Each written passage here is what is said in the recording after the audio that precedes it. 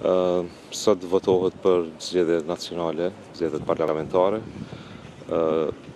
për kuvendin e Kosovës. Duhet të shfrytëzoj këtë rast që të ftoj të gjithë qytetarët e Republikës Kosovës që të dalin edhe të shfrytëzojnë të drejtën e tyre për të votuar, për të zgjedhur kandidatët përfaqësuesit e tyre të Republikës Kosovës.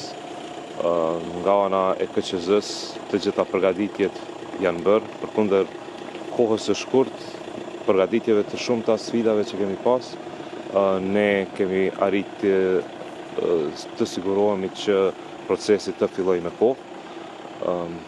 Të gjitha trajnimet, të gjitha çështjet logjistike janë përfunduar me kohë dhe sot votohet për zgjedhje nacionale.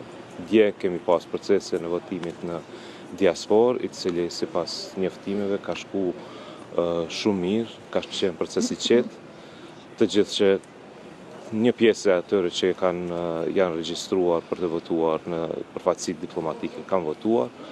Tashmë edhe gjatë natës janë mbyllur edhe qendrat e votimit në Washington, New York, Toronto dhe në Ottawa, dhe informacionet sigurisht kanë dalë në website. Uroj që të jetë një ditë e qetë, një ditë e mbarë për të gjithë, dhe i tërë procesit të mos ketë asnjë problem. Nga ana jonë, përsëri them që të gjitha janë përgatitur për çdo komunikim tjetër, do të komunikojmë nga KQZ-ja në Prishtinë. Sa është numri atyre që kanë votuar në diasporë, në konsulatat?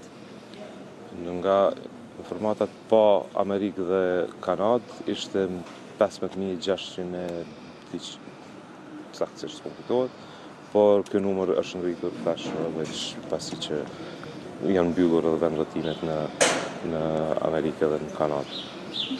Dhënat janë publikuar në website.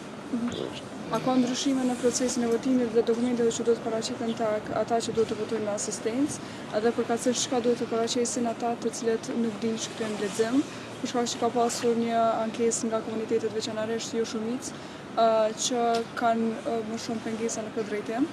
Çka duhet të paraqesin ata në mënyrë që të mundsohet drejta votës? Për votim me asistencë, çdo person që ka nevojë për asistim duhet të paraqesë një dokument përkatës, që e dëshmon se ai nuk ka mundësi të votoj vetë.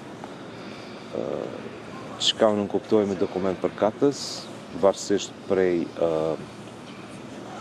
nevojave të qytetarëve dhe ku janë të regjistruar apo në një dokument mjekësor, ata qytetarë kanë duhet të dorëzojnë një dokument përkatës që dëshmojnë këtë, dhe ju mundësohet votimi me asistencë. Për personat që nuk dinë shkrim lexim, nuk ka rregulla.